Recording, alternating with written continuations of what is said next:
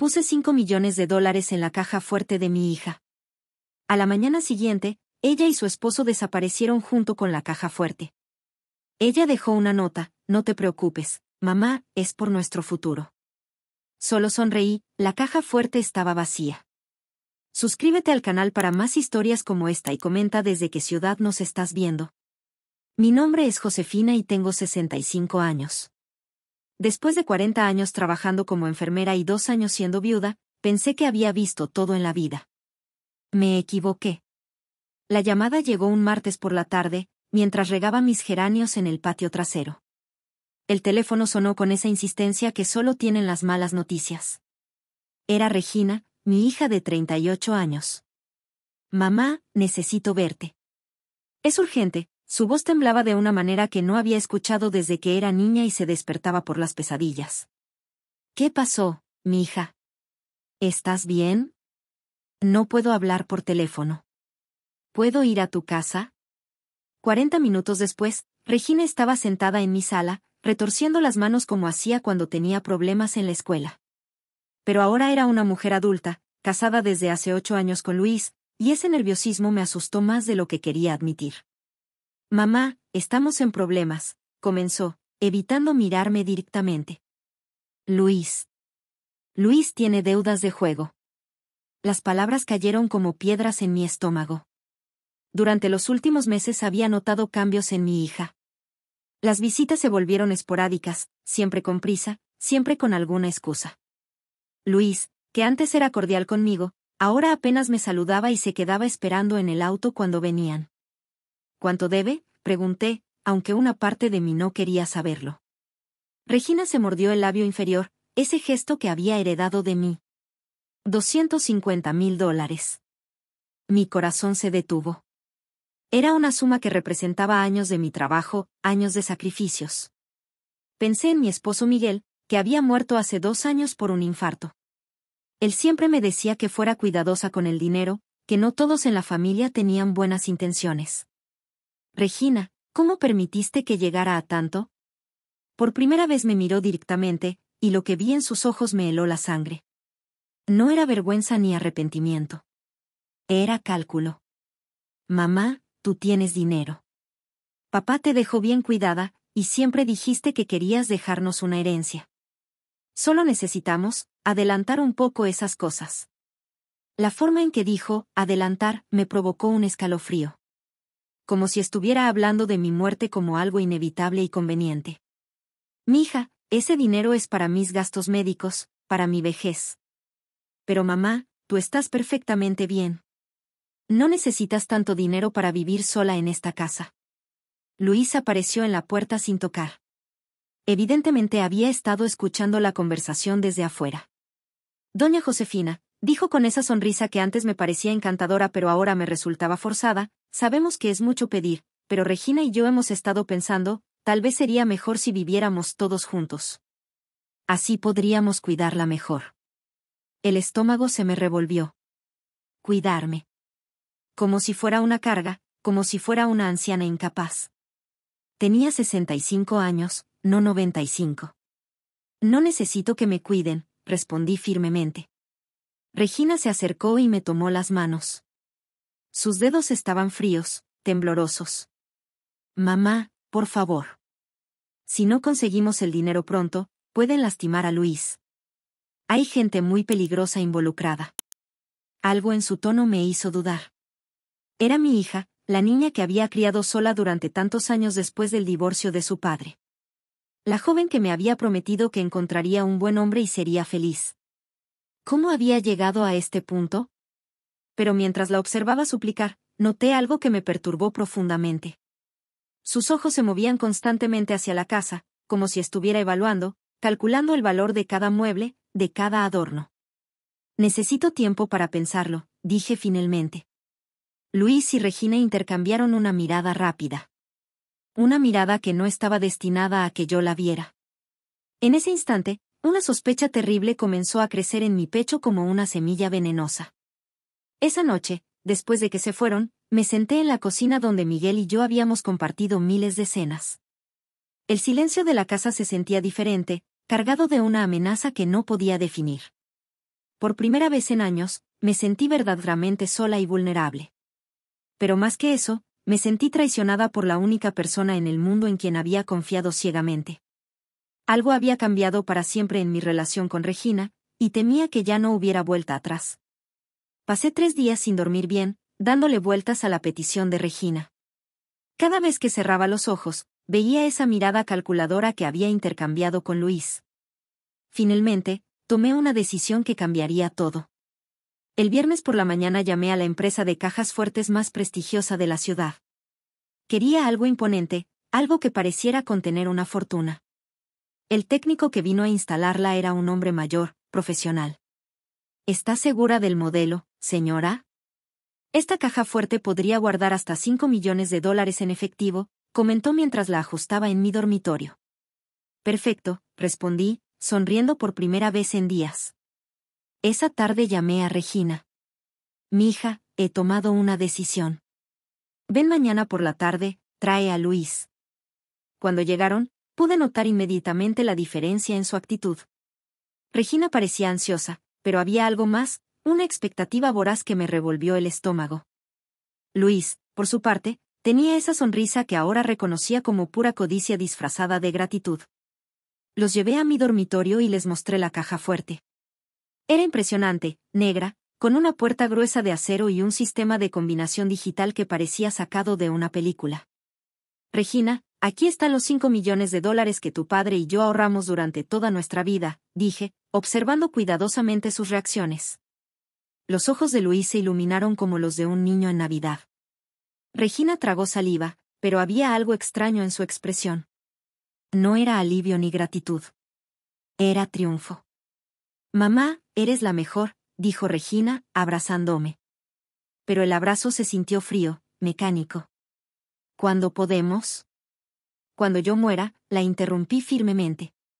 Este dinero es mi seguridad. Pero quiero que sepan que está aquí, que ustedes van a estar bien cuando ya no esté. Luis se acercó a la caja fuerte, pasando las manos por su superficie como si fuera una reliquia sagrada. Es increíble, doña Josefina. Regina y yo nunca podremos agradecerle suficiente. A partir de ese momento, todo cambió. Regina y Luis comenzaron a visitarme todos los días. Llegaban con flores, con mi comida favorita, con sonrisas que parecían pegadas a sus rostros. Luis se ofrecía a arreglar cosas de la casa que no estaban rotas. Regina insistía en limpiar habitaciones que ya estaban impecables. Mamá, deberías cuidarte más, decía Regina mientras reorganizaba mi medicina. A tu edad, cualquier cosa puede pasar. A tu edad. Las palabras se repetían en mi cabeza como un eco siniestro. Tenía 65 años, estaba perfectamente saludable, pero ellos hablaban como si estuviera al borde de la tumba. Una tarde, mientras Luis reparaba una llave que funcionaba perfectamente, escuché una conversación que me heló la sangre. ¿Cuánto tiempo crees que le quede?, preguntó Luis en voz baja. No lo sé, pero está muy saludable para su edad, respondió Regina.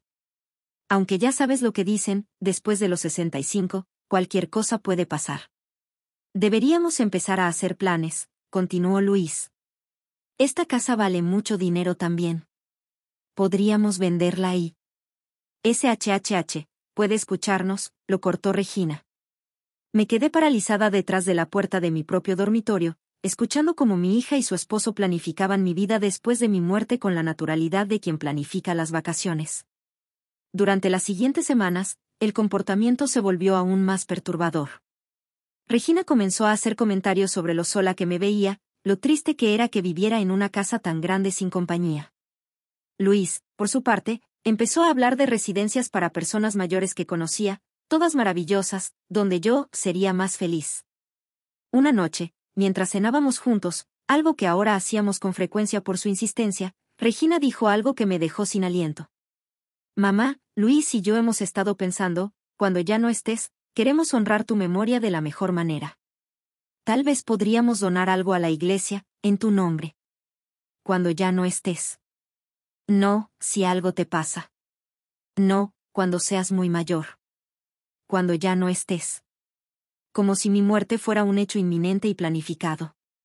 Esa noche, después de que se fueran, me senté frente a la caja fuerte vacía y finalmente entendí lo que estaba pasando. Mi hija no solo esperaba mi muerte, la necesitaba. Y yo, sin darme cuenta, había puesto la carnada perfecta. La pregunta ahora era, ¿qué tan lejos estarían dispuestos a llegar para acelerar los tiempos? El robo ocurrió en la madrugada del miércoles. Había estado durmiendo mal durante semanas, así que cuando escuché los ruidos a las 3 de la mañana, al principio pensé que era mi imaginación. Pero luego oí voces susurrando en mi dormitorio. Me quedé inmóvil en mi cama, con el corazón latiendo tan fuerte que temí que pudieran escucharlo. A través de la rendija de mi puerta entreabierta, pude ver las siluetas de Regina y Luis trabajando en la caja fuerte con una linterna. «Date prisa», murmuró Regina. «No quiero que despierte». «Ya casi está», respondió Luis. «Esta cosa pesa 1 tonelada». Los escuché forcejear con la caja fuerte durante lo que me pareció una eternidad. El sonido del metal raspando contra el suelo me atravesaba como uñas en un pizarrón. Pero lo que más me dolía era la naturalidad con la que mi propia hija estaba robándome. «¿Crees que sospeche algo?», preguntó Luis mientras cargaban la caja hacia la puerta. «No, está muy confiada». «Siempre has sido ingenua», respondió Regina con una frialdad que me cortó la respiración. «Además, ya es muy mayor para hacer algo al respecto». Cuando escuché el motor de su camioneta alejándose, permanecí acostada por horas, mirando el techo. No era solo la traición lo que me paralizaba, era la comprensión de que la hija que había criado, por la que había sacrificado tanto, realmente creía que yo era una anciana indefensa que merecía ser robada. Al amanecer, me levanté y entré a mi dormitorio. El espacio donde había estado la caja fuerte parecía una herida abierta en el piso. Sobre mi tocador, encontré una nota escrita con la letra de Regina. «Mamá, no te preocupes por nosotros. Tuvimos que tomar el dinero antes de tiempo por una emergencia. Es por nuestro futuro. Te queremos mucho. Regina y Luis». Leí la nota 3 veces. No había disculpas. No había explicaciones reales. Solo la presunción de que yo aceptaría pasivamente que me robaran en mi propia casa. La frase, «es por nuestro futuro», me provocó una risa amarga. ¿Qué futuro? ¿Uno construido sobre robarle a una madre? Me serví una taza de café y me senté en la cocina, observando el amanecer a través de la ventana. Por primera vez en semanas, me sentí extrañamente calmada. Ya no tenía que preguntarme qué tipo de persona era mi hija. Ahora lo sabía. El teléfono sonó alrededor de las 9 de la mañana. Era Regina, con una voz que intentaba sonar normal pero que temblaba ligeramente. «Mamá, ¿cómo dormiste?» «Muy bien, mija», respondí con una calma que me sorprendió a mí misma. «¿Y tú?» Hubo una pausa. «Bien, bien». «Oye, mamá». Luis y yo decidimos tomarnos unos días fuera de la ciudad. Necesitamos tiempo para resolver nuestros problemas. «Qué bueno que puedan darse ese tiempo», dije, tomando un sorbo de café. Otra pausa más larga. «Mamá, ¿revisaste tu dormitorio esta mañana?» Ahí estaba. La pregunta que confirmaba todo. Regina sabía exactamente lo que había hecho y estaba probando mi reacción. «¿Por qué habría de hacerlo?», pregunté. «Por nada, solo, bueno, a veces uno nota cuando las cosas están diferentes». «No he notado nada diferente, Regina». Podía escuchar su respiración acelerada del otro lado de la línea. «Bueno, mamá, te llamo en unos días cuando regresemos del viaje». Después de colgar, me dirigí a mi dormitorio y realmente observé la escena que habían dejado. Habían sido descuidados en su prisa. Había raspaduras en el piso donde arrastraron la caja fuerte. Una lámpara estaba ligeramente movida de su lugar. Incluso habían dejado huellas de barro en la alfombra. Pero lo que más me llamó la atención fue algo que encontré debajo de mi cama, un pequeño destornillador que Luis había dejado caer. Lo tomé y lo sostuve en mi mano, sintiendo su peso. Era la evidencia física de su traición, tan real y tangible como el dolor en mi pecho. Esa tarde llamé a mi hermana Carmen, que vivía en otro estado. Le conté todo. Su silencio al otro lado de la línea fue más elocuente que cualquier palabra. «Josefina», dijo finalmente, «¿qué vas a hacer?» «Todavía no lo sé», admití. pero lo que sí sé es que mi hija acaba de mostrarme quién es realmente. ¿Vas a llamar a la policía? Lo pensé por un momento. No aún. Primero quiero ver qué tan lejos están dispuestos a llegar con esta mentira. Porque eso era lo que más me intrigaba. Regina y Luis habían robado una caja fuerte vacía, pero aún no lo sabían. Y cuando lo descubrieran, vería el verdadero alcance de su traición. Esa noche, por primera vez en semanas, dormí profundamente. Ya no tenía que preguntarme si mi hija me amaba realmente. La respuesta estaba clara, y aunque dolía, también me liberaba. La llamada llegó exactamente 5 días después del robo, a las 7 de la mañana. Regina no se molestó con cortesías. ¿Dónde está el dinero? Su voz era áspera, desesperada. Buenos días, mija. ¿De qué dinero hablas? No te hagas la tonta conmigo. La caja fuerte estaba vacía. Me senté en mi silla favorita, la misma donde solía leerle cuentos cuando era pequeña. Ah, ¿encontraron la caja fuerte? ¿Dónde estaba? Mamá, déjate de juegos. Nosotros la tomamos y tú lo sabes. ¿Dónde tienes escondido el dinero? La máscara había caído completamente. Ya no era mi dulce hija pidiendo ayuda, era una extraña furiosa exigiendo lo que creía que le pertenecía. Regina, no entiendo de qué me hablas. Si alguien se llevó algo de mi casa, deberíamos llamar a la policía. El silencio que siguió fue tan denso que pude sentirlo a través del teléfono. Luego escuché la voz de Luis de fondo: dile que sabemos que fue una trampa. Dile que no vamos a permitir que nos trate como idiotas. Regina regresó al teléfono, y su tono había cambiado. Ahora era frío, calculador, amenazante. Mamá, Luis y yo vamos para allá. Y esta vez vas a decirnos la verdad. Llegaron 2 horas después. A través de la ventana de mi sala los vi discutir en el auto antes de bajar. Luis gesticulaba agresivamente mientras Regina movía la cabeza. Cuando finalmente tocaron la puerta, yo ya había decidido exactamente qué iba a hacer. Hola, mijos, dije con mi sonrisa más dulce. ¿Cómo estuvo su viaje? Luis empujó la puerta sin esperar invitación y entró como una tormenta a mi casa. Regina lo siguió, pero evitaba mirarme directamente. Basta de juegos, doña Josefina, dijo Luis, su respeto fingido completamente desaparecido. Sabemos que la caja fuerte estaba vacía. Sabemos que esto fue una trampa. ¿Una trampa? No entiendo. Maldita sea, explotó Luis, dando un puñetazo a mi mesa de centro. Nos hizo creer que tenía $5 millones ahí dentro. Me quedé muy quieta, observando cómo la frustración y la rabia distorsionaban sus facciones. Este era el hombre que había sonreído en mi mesa durante años, que había llamado suegra, con cariño fingido. Regina finalmente habló, su voz temblorosa pero llena de resentimiento. Mamá, ¿por qué nos mentiste? ¿Por qué nos hiciste creer que tenías ese dinero? Porque quería ver qué harían, respondí con una calma que los desconcertó. Y ahora ya lo sé. La confesión los golpeó como una bofetada. Regina se dejó caer en el sofá, su rostro pálido. Luis comenzó a caminar en círculos como un animal enjaulado. ¿Nos tendiste una trampa?, preguntó Regina, y por primera vez vi algo parecido a la vergüenza en sus ojos. No, mi hija. Ustedes se tendieron la trampa a sí mismos. Yo solo puse la oportunidad frente a ustedes. Luis se volvió hacia mí, su rostro rojo de furia. Usted está loca. Completamente loca. ¿Sabe el tiempo que perdimos tratando de abrir esa maldita caja? ¿Tiempo que perdieron?, repetí. ¿Y qué hay del tiempo que yo perdí confiando en ustedes? Regina se puso de pie bruscamente. Mamá, nosotros somos tu familia. Teníamos derecho a esperar tu ayuda. ¿Derecho? La palabra salió de mi boca como veneno. ¿Tenían derecho a robarme mientras dormía?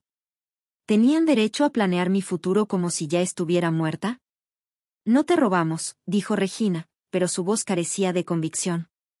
Solo, adelantamos lo que eventualmente sería nuestro. Escúchate, dije, sintiendo una mezcla de pena y repulsión. Escucha cómo justificas robarle a tu propia madre. Luis se acercó a mí, y por primera vez sentí miedo real. Su postura era agresiva, intimidante. Mire, vieja, usted nos debe una explicación. No puede jugar con nosotros así. Vieja, repetí, mi voz apenas un susurro. ¿Así me llamas ahora? Regina no defendió a su madre. No le dijo a su esposo que no me hablara así. Simplemente se quedó ahí, permitiendo que me humillara en mi propia casa. Quiero que se vayan, dije, dirigiéndome hacia la puerta. Ahora. No nos vamos hasta que nos diga dónde está el dinero real, rugió Luis. No hay dinero real. Nunca lo hubo. Todo fue una prueba. Una prueba que reprobamos, ¿verdad?, gritó Regina, su compostura finalmente quebrada. Pues felicidades, mamá. Probaste que tu propia hija es un monstruo. ¿Estás contenta? La miré fijamente, viendo por primera vez no a la niña que había criado, sino a la mujer en la que se había convertido. Sí, dije simplemente. Estoy contenta de saberlo. Luis dio un paso amenazante hacia mí. Esto no se va a quedar así, doña Josefina. Usted nos va a compensar por esto. ¿O qué?, pregunté, sorprendiéndome de mi propia valentía. La sonrisa que me dirigió me heló la sangre. ¿O va a descubrir que nosotros también sabemos jugar? Se fueron sin cerrar la puerta, dejándome sola con el eco de sus amenazas. Pero por primera vez en meses, no sentí miedo. Sentí algo más poderoso, claridad absoluta sobre quiénes eran realmente. Las amenazas de Luis no tardaron en materializarse. 3 días después de la confrontación, mi teléfono comenzó a sonar sin parar. Primero fue mi hermana Carmen. Josefina, Regina me llamó llorando. Dice que te has vuelto paranoica, que los acusas de cosas terribles sin razón. Escuché en silencio mientras Carmen repetía la versión que Regina había construido, una madre mayor, confundida, que había perdido dinero y ahora culpaba a su propia familia. Era una narrativa hábilmente construida que convertía a Regina en la víctima y a mí en la villana. Carmen, me conoces desde hace 65 años. ¿Realmente crees que estoy perdiendo la cabeza? Una pausa larga. No, pero Regina sonaba muy preocupada por ti. Esa misma tarde llegó mi primo Eduardo, a quien no veía desde la Navidad pasada. Su esposa María lo acompañaba, ambos con expresiones de preocupación ensayada. Josefina, estamos aquí porque nos importas, comenzó Eduardo. Regina nos contó que has estado muy estresada últimamente. ¿Qué exactamente les dijo? María se inclinó hacia adelante con esa sonrisa condescendiente que usan las personas cuando hablan con alguien que consideran mentalmente frágil. Nos dijo que les gritaste, que los acusaste de robar algo que nunca existió. Cariño, después de la muerte de Miguel, es normal que te sientas confundida. No estoy confundida, interrumpí firmemente. Por supuesto que no, dijo Eduardo, usando ese tono que los adultos emplean con niños traviesos. Pero tal vez sería bueno que hablaras con alguien. Un doctor, un terapeuta. Ahí estaba. El siguiente paso en el plan de Regina, hacer que la familia me viera como una anciana senil que necesitaba ayuda profesional. Era brillante en su crueldad. Al día siguiente, mi sobrina Patricia apareció sin avisar con una cacerola de sopa y una sonrisa preocupada. Tía Josefina, vengo de parte de toda la familia. Estamos preocupados por ti. ¿Preocupados por qué? Regina nos contó sobre los $5 millones que dijiste tener. Tía, eso es mucho dinero. ¿Estás segura de que lo tenías realmente? La semilla de la duda había sido plantada perfectamente. Ahora toda mi familia se preguntaba si yo había inventado el dinero, si estaba perdiendo la cordura, si necesitaba que alguien más manejara mis finanzas. El dinero existía, dije simplemente. Patricia me tomó la mano con gentileza fingida. Tía, hablé con mi amiga que es trabajadora social. Dice que es muy común que las personas mayores crean que tienen más dinero del que realmente tienen. No es tu culpa. Personas mayores. Como si mis 65 años me hubieran convertido automáticamente en alguien incapaz de manejar mi propia vida. Esa noche, mientras cenaba sola, reflexioné sobre la campaña que Regina había orquestado. Era meticulosa y despiadada. Había llamado a cada miembro de la familia, a cada conocido mutuo, plantando la misma historia, una madre anciana y confundida que acusaba injustamente a su abnegada hija. El viernes por la mañana, Regina apareció acompañada de Luis y una mujer que no conocía. Mamá, esta es la doctora Hernández. Es geriatra. Pensamos que sería bueno que conversaras con ella. La doctora Hernández era una mujer de mediana edad con una sonrisa profesional y una tableta en las manos. Regina había hecho bien su trabajo, incluso había conseguido que una profesional médica viniera a evaluar mi estado mental. Señora Josefina, su hija está muy preocupada por usted. Me dice que ha estado experimentando algunos episodios de confusión. No he tenido ningún episodio de confusión, respondí calmadamente. Por supuesto, dijo la doctora con esa paciencia estudiada que emplean con pacientes difíciles. Pero me gustaría hacerle algunas preguntas simples, solo para asegurarme de que está bien. Comenzó con preguntas básicas: mi nombre, la fecha, el nombre del presidente. Respondí todas correctamente, pero pude ver en los ojos de Regina que esto no era lo que esperaba. Mamá, intervino Regina, cuéntale a la doctora sobre el dinero que creías tener. No creía tenerlo, dije, manteniendo mi voz serena. Lo tenía. 5 millones de dólares que mantuve en una caja fuerte para probar la honestidad de mi familia. La doctora tomó notas. ¿Y qué pasó con ese dinero? No había dinero real en la caja fuerte. Era una prueba. Regina y Luis la robaron pensando que contenía los 5 millones. Luis se removió incómodamente en su silla.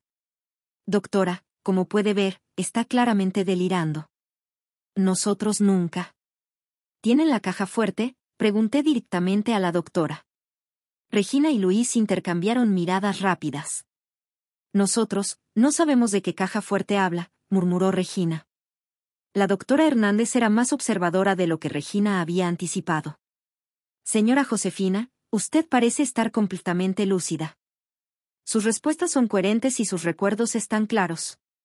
Pero doctora, insistió Regina, ella está acusándonos de robar algo que nunca existió. ¿Pueden probar que no se llevaron ninguna caja fuerte de esta casa?, preguntó la doctora directamente. El silencio que siguió fue elocuente. Regina había subestimado a la profesional médica, esperando que automáticamente tomaría el lado de la hija preocupada, sin hacer preguntas incómodas. Creo que aquí hay más de lo que aparenta, dijo finalmente la doctora. Señora Josefina, usted no muestra signos de demencia o confusión. Sus acusaciones merecen ser tomadas en serio. Vi cómo la confianza se desvanecía del rostro de Regina. Su plan maestro para declararme incompetente acababa de colapsar frente a sus propios ojos. Después de que se fueron, me senté en mi cocina saboreando una victoria pequeña pero significativa. Regina había sobreestimado su capacidad de manipular a todos a su alrededor. Pero sabía que esto no había terminado. Una bestia acorralada siempre es más peligrosa. El fin llegó de manera inesperada, un martes por la tarde mientras regaba mis geranios. Regina apareció sola, sin Luis, sin doctores, sin testigos. Su rostro estaba hinchado por el llanto y sus ojos rojos me recordaron a la niña que solía consolar a después de sus pesadillas. Mamá, dijo con voz quebrada, necesito hablar contigo. La dejé pasar, pero esta vez no la invité a sentarse. Nos quedamos de pie en la sala, como dos extrañas que habían terminado accidentalmente en el mismo lugar. Luis me dejó, comenzó, y por un momento pensé que vendría una disculpa. Se llevó todo lo que pudimos vender y desapareció. Estoy sola, sin dinero, y los de las deudas de juego siguen buscándome. Esperé a que continuara, pero en lugar de arrepentimiento, lo que siguió me dejó sin aliento. Necesito que me ayudes, mamá. Necesito quedarme aquí contigo hasta que pueda resolverme. Ni una disculpa. Ni una admisión de culpa. Ni siquiera el reconocimiento de lo que habían hecho. Regina simplemente esperaba que yo, la madre que habían robado y humillado, le diera refugio en su momento de necesidad. No, dije simplemente. Regina parpadeó como si no hubiera escuchado bien. ¿Cómo que no? No puedes quedarte aquí. Pero soy tu hija. ¿No tienes a nadie más? La desesperación en su voz era real, pero también lo era su incapacidad de ver que había cruzado una línea irreparable. Eras mi hija, corregí. Pero las hijas no roban a sus madres. Las hijas no esperan que sus madres mueran para ser felices. Yo nunca quise que te murieras. Los escuché, Regina. Esa noche cuando trajiste a Luis por primera vez, los escuché planear mi futuro después de mi muerte. Los escuché calcular cuánto tiempo me quedaba de vida. Las lágrimas corrían por sus mejillas, pero no eran lágrimas de arrepentimiento. Eran lágrimas de frustración por no conseguir lo que quería. Mamá estaba desesperada. Luis me presionaba, había gente amenazándome. Y tu solución fue robarme. No te robé.